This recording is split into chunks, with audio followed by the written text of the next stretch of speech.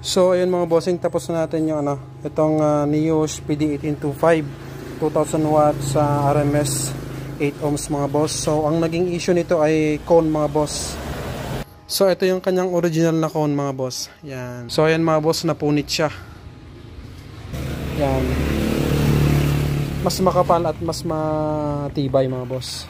Nagpalit din tayo dito sa gasket rubber niya mga boss ng bago. Dito sa kanyang spider, di tayo nagpalit. So ang nangyari dito, support ring niya ay dalawa dapat. Kaya lang tinanggal ko na yung isa. At pinag-isa ko na yung kanyang spider mga boss. So ang ginawa ko, dinikitan ko siya ng rugby. Yan, so sobrang dami na rugby. So far, okay na siya.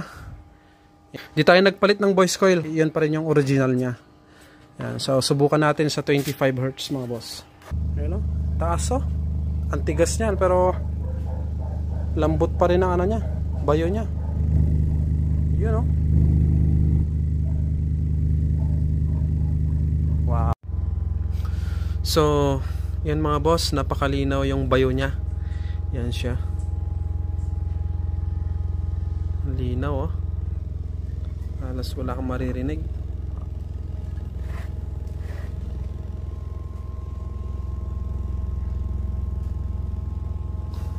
Linaw.